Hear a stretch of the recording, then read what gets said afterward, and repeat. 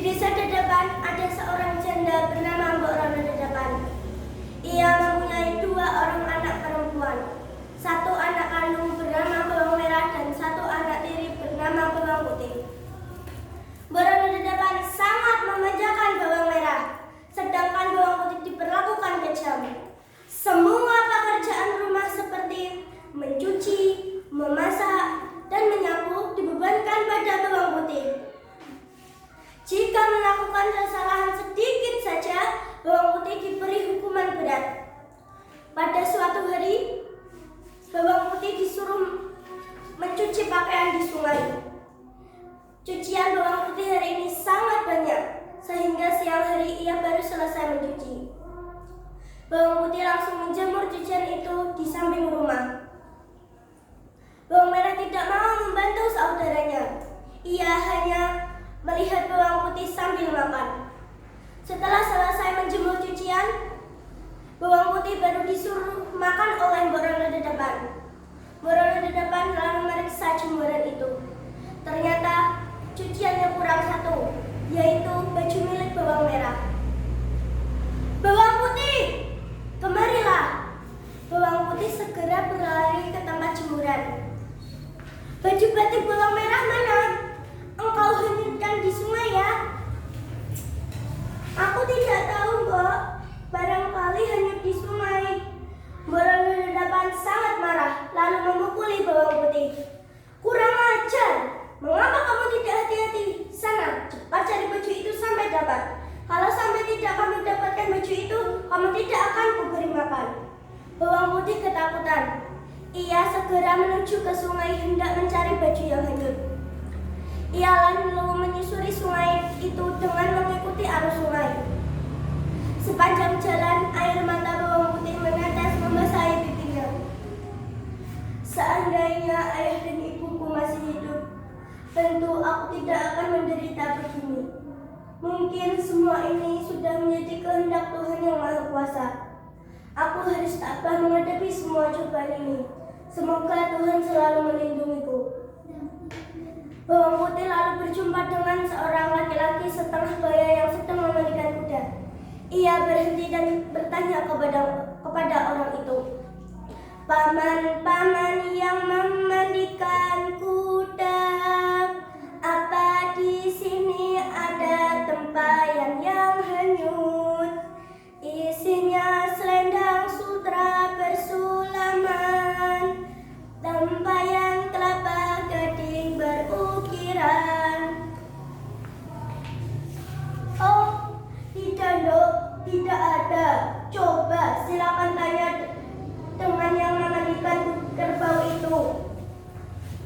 Paman yang memandikan kerbau, apa di sini ada tempayan yang hanyut?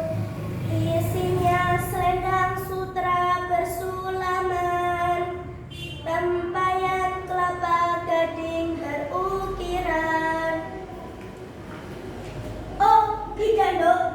Aku tidak tahu. Coba silakan tanya dengan nenek itu." Nenek, saya mau tanya, apa di sini ada tempayan yang hanyut? Isinya selendang sutra bersulaman, tempayan kelapa gading berukiran." "Oh, iya, Dok. Aku tahu. Mari singgah ke rumahku dulu." Bawang Putih sangat girang mendengar jawaban itu. Ia segera mengambil tempayan di samping nenek itu, lalu diisi air. "Nek, biarlah tempayan ini nanti aku yang bawa." Bawang Putih berjalan mengikut di belakang nenek itu. Ia merasa takut karena wajah nenek itu tidak seperti wajah orang kebanyakan. "Nek, namaku Bawang Putih, dan siapakah nenek ini sebenarnya?" "Jangan takut kepadaku, Dok. Namaku Nenek Buta Hijau." Rasa takut Bawang Putih mulai hilang karena nenek raksasa itu ternyata ramah. Tidak lama berjalan, sampailah mereka di sebuah rumah.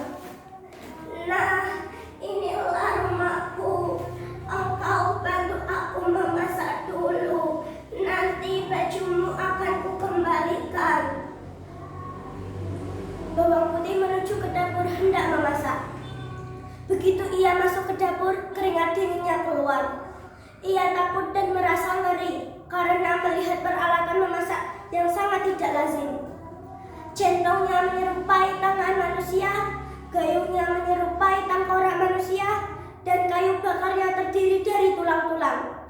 Meskipun takut, bawang putih tetap bekerja seperti tidak ada apa-apa.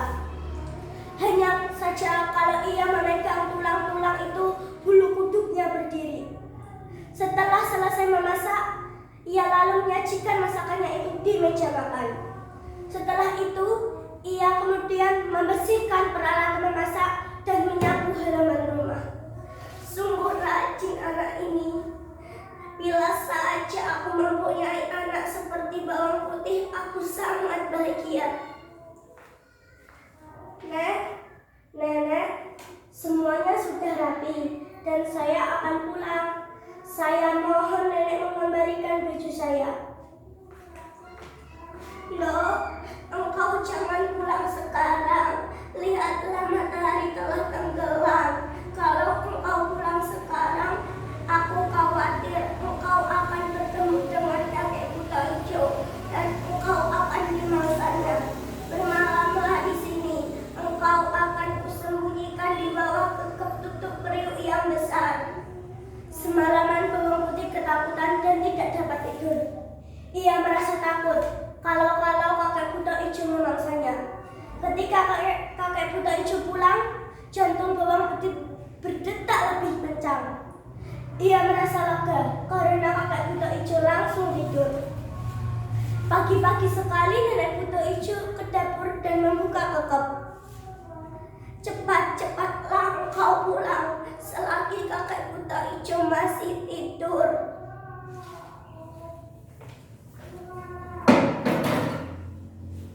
Ini bajumu dan ini bulu bambu. Bambu ini jangan kau buka sebelum engkau sampai di rumah. Bawang putih sangat senang. Ia berlari-lari kecil menuju ke rumahnya. Ketika matahari bersinar, bawang putih telah tiba di rumah. Mbak, ini bajunya dan ini ada bulu bambu. Kemudian bulu bambu itu dibelah.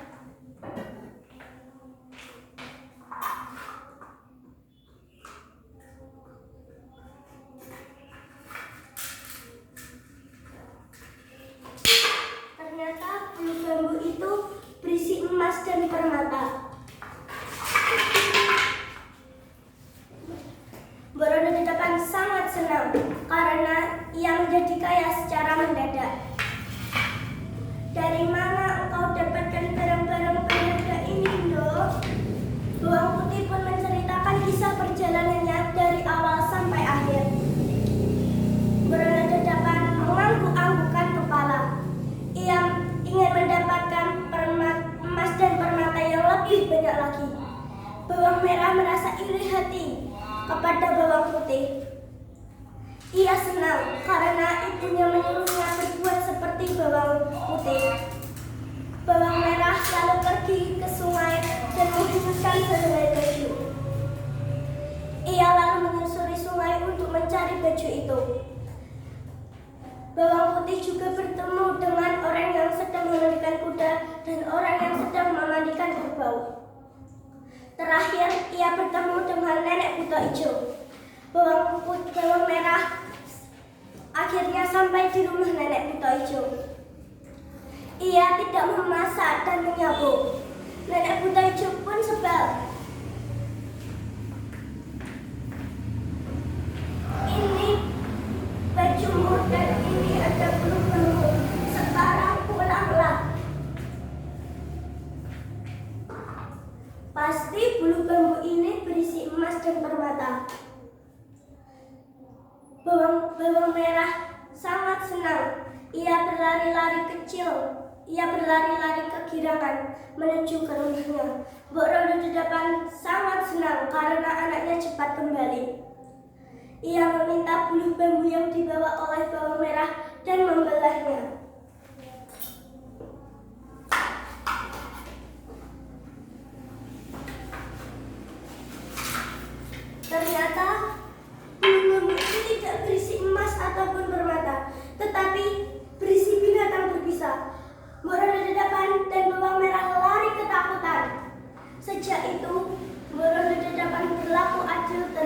bawang putih dan bawang merah.